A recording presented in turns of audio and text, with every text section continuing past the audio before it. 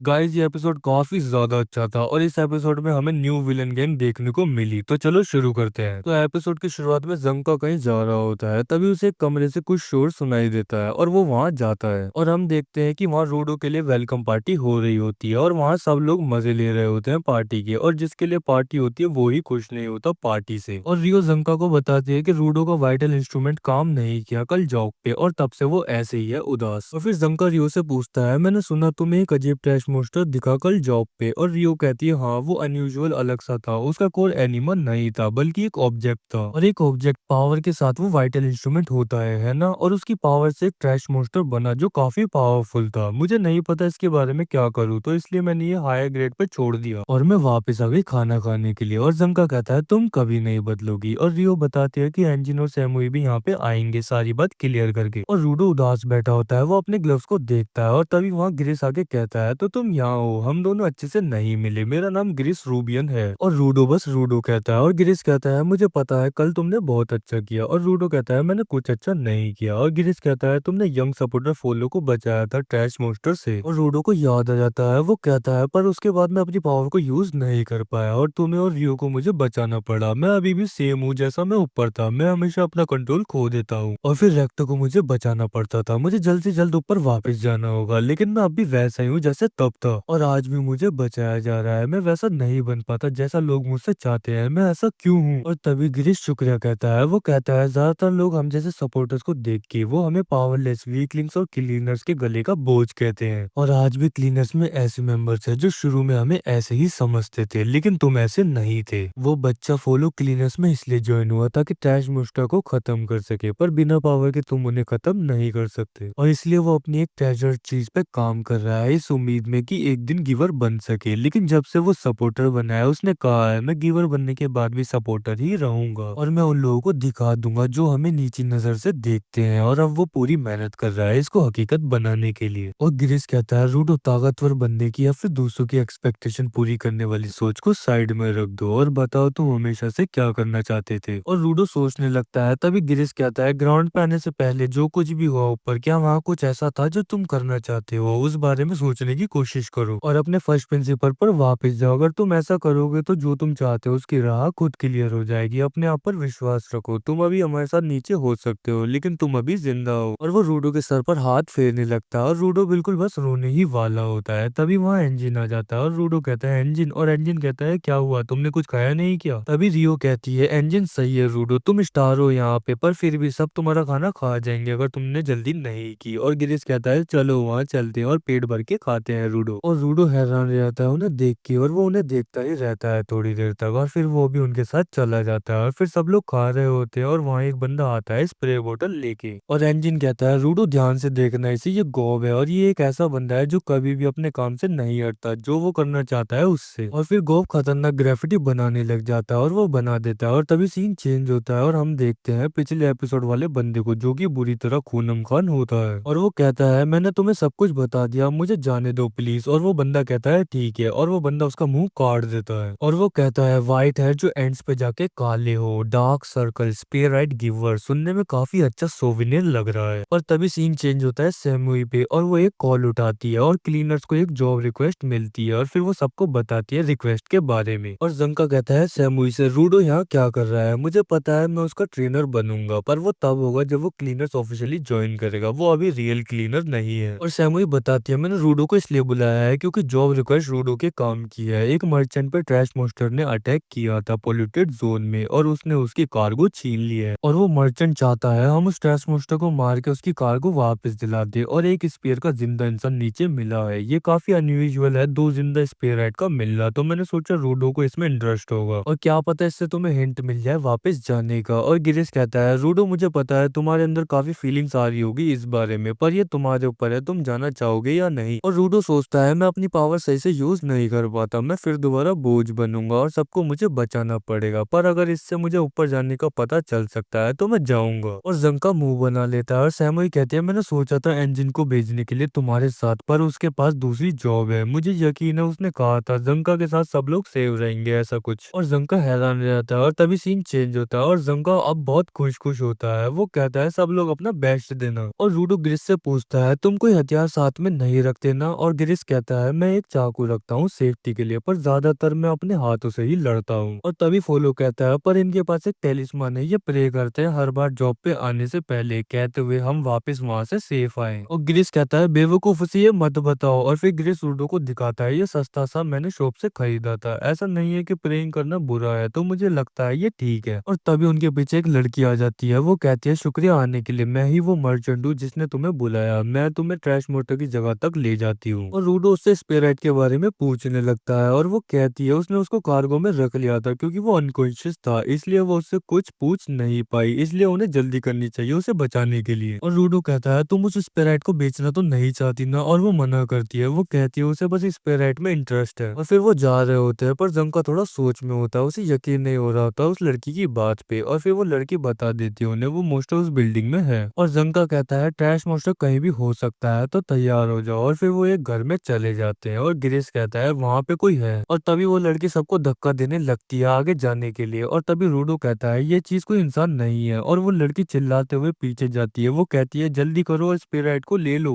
और तभी जमीन फट जाती है और वो लोग नीचे गिर जाते हैं। और वो लड़की कहती है तुम लोग ठीक हो क्या? और गिरीश कहता है हम लोग ठीक है, पर ये जगह क्या और स्पिरिट किधर है? और वो लड़की कहती है ये रहा तुम्हारे सामने। और वो पिघल जाती है और तभी वहां दो लोगों की आवाज आती है और जंका समझ जाता है, वो कहता है मैं सोच ही रहा था कुछ तो गड़बड़ है। और वो पर्पल लालटेन तुमने ये सब सेट किया था ना रेडर्स? और वो लड़की कहती है ये स्पिरिट हमें चाहिए। और रूडो को नहीं पता होता रेडर्स कौन है, तो गिरीश उसे बताता है ये लोग डाकू है, इन्होंने पहले सिर्फ एक छोटी सी चोरों की टोली के रूप में शुरू किया था, लेकिन इनके तरीके पिछले कुछ सालों में और ज्यादा जालिम हो गए हैं। सुना है ये कुछ डूबियस एक्सपेरिमेंट्स में भी हिस्सा ले रहे हैं और सारे रेडर्स भी गिवर्स होते हैं। और फिर गिरीश सबको कहता है बाहर निकलने का रास्ता ढूंढो, ध्यान रखना और भी रेडर्स छुपे हो सकते हैं। और फॉलो तुम मेरे साथ रूडो को प्रोटेक्ट करो और माफ करना जंका, पर क्या तुम इन्हें हैंडल कर सकते हो? और जंका कहता है मन तो नहीं है पर यही जॉब है, जाओ यहाँ से। और फिर ये सब वहां से निकलने लगते हैं। रूडो कहता है मैं भी उन्हें हैंडल कर सकता हूँ। और गिरीश कहता है ये लोग उन किडनैपर्स की तरह नहीं है जिन्होंने तुम्हें पकड़ा था जब तुम यहाँ आए थे, इसलिए अभी के लिए हमें यहाँ से निकलना होगा, हमें पता नहीं है उनके पास क्या पावर होगी। और फिर सीन जंका पे जाता है, वो कहता है लगता है तुम्हें भी स्पिरिट चाहिए, मेरा मतलब मुझे पता था कुछ समय की ही बात है, तुम उसे सूंघते हुए आ ही जाओगे, पर मैंने सोचा नहीं था इतनी जल्दी, पक्का उसके लिए काफी पैसे लगे होंगे, तुम उसे बेच के आराम की जिंदगी जीना चाहते हो है ना? और तभी वो लड़की हंसते हुए कहती है हम उसे बेचना नहीं चाहते, हम बस स्पेयर के बारे में जानना चाहते हैं, और स्पिरिट से पूछने से ज्यादा अच्छा तरीका क्या हो सकता है, जैसे उसने बॉर्डर बिना मरे कैसे पार कर लिया। और जंका कहता है मुझे स्पेयर से मतलब नहीं है, इसका मतलब कोई ट्रैश मोस्टर नहीं है यहाँ, बस रूडो को फंसाना चाहते थे तुम लोग। और वो लड़की कहती है यहाँ कोई ट्रैश मोस्टर ना हो, पर यहाँ मेरी काफी सारी मड मेरियोनेट्स है। और जंका कहता है वो अजीब सी लड़की जो हमें यहाँ लाई और फ्लोर का अचानक से टूटना, तो ये तुम्हारी पावर है। और वो कहता है पर फिर भी मैं इन सबको आसानी से हरा दूंगा। और फिर वो लड़ाई करने लगते हैं और जंका उसकी मड डॉल्स को मारता है, लेकिन तभी पीछे से वो बंदा मड से निकल के जंका में एक घूसा मारता है। और वो लड़की कहती है इसमें कोई शक नहीं, तुम लोग ट्रैश मोस्टर से लड़ते हो, बस तुम लोगों को ह्यूमनोइड ओपोनेंट से लड़ने की आदत नहीं है, मैं तुम्हें मौत से पहले एक छोटा सा गेम खिलाती हूँ, असली वाली मड डॉल पहचानो। और जंका काफी सारी मड डॉल्स को तोड़ता रहता है, लेकिन वो बंदा बार बार निकल के उसको मारता रहता है और जंका भाई गुस्से में उठता है, तभी उसके पैर मड में घुस जाते हैं। और वो लड़की कहती है मैं तुम्हें बताना भूल गई, मैंने कुछ जगह को मड में पहले ही ट्रांसफॉर्म कर दिया था एडवांस में, और अगर तुम ज्यादा मूव करोगे तो तुम उसमें फंस जाओगे, सिर्फ तुम ही करंट मेंबर हो क्लीनर्स के जो मेरे साथ लड़ सकता है, अगर तुम हार गए तो हम जीत जाएंगे, तो जल्दी करो और डूब जाओ। और तभी जंका भाई कहता है शांत हो जाइए, तेरी टिकी टैकी तरीकों से मुझे गुस्सा आ रहा है, पर एक जगह खड़ा रह के देखने से मुझे समझ आ गया तुम शोवल का यूज कर रही हो मर्ड कंट्रोल करने के लिए, और ये बंदा वाइटल इंस्ट्रूमेंट डैमेज देने के लिए, ये मैंने पहले सोचा था पर मैं गलत था, तुम बस पंच कर रहे हो, तुम्हारे पैरों को देखो, तुमने स्नो शूज पहन रखे हैं। और जब वो लड़की अपने मर्ड पपेट यूज कर रही है मैंने देखा तुम्हें झुक के कुछ करते हुए, मैंने सुना था स्नो शूज आसान कर देते हैं अनस्टेबल जगह पे चलना, तो तुम्हें इस लड़की का पार्टनर इसलिए बनाया है क्योंकि तुम मड पर चल सकते हो, मैंने कभी भी तुम्हारे जैसा परफेक्ट कपल नहीं देखा। और वो दोनों डर जाते हैं और वो लड़की कहते हैं तुम हमारा मजाक उड़ा रहे हो, अब तुम्हारे साथ और बुरा होगा। और जंका कहता है शायद मेरे पास तुम्हारे जितना एक्सपीरियंस ना हो इंसानों से लड़ने में, पर मैं अपने वाइटल इंस्ट्रूमेंट को अच्छे से समझता हूँ, वेट स्मेल टेक्सचर, हर सुबह मैं उससे पूछता हूँ कैसा चल रहा है, उसकी परवाह करता हूँ, तो आसान शब्दों में मैं ये कर सकता हूँ। और वो एक फील्ड क्रिएट करता है और ढूंढने लगता है रियल लड़की और उस बंदे को, और वो ढूंढ लेता है और फिर वो इतनी स्पीड में दोनों को मार देता है और वो सारी मड डॉल्स पिघल जाती है। और जंका कहता है ये टिकी टैकी चीजों का एक ही अटैक में काम खत्म हो जाता है। और तभी उसके पीछे पीछे एक बंदा कहता है ये बात तुम पे भी लागू होती है और उसकी आंख ग्लो करने लगती है और वो वही बंदा होता है। और इसी के साथ ये एपिसोड खत्म होता है। नेक्स्ट एपिसोड जल्दी आएगा तो चैनल को सब्सक्राइब करके रखो और बेल आइकन दबाना मत भूलना ताकि आगे के एपिसोड आप मिस ना करो। और अगर वीडियो पसंद आई हो तो एक लाइक जरूर करना और गाचा कूदा के पिछले एपिसोड नहीं देखे तो अभी जाके देखो और लॉर्ड ऑफ द मिस्ट्रीज या काइजिनोएड नहीं देखा तो अभी जाके देखो और जल्दी से आ जाओ, उधर आप लोगों का वेट कर रहा हूँ। जल्दी से आ जाओ, जल्दी जल्दी।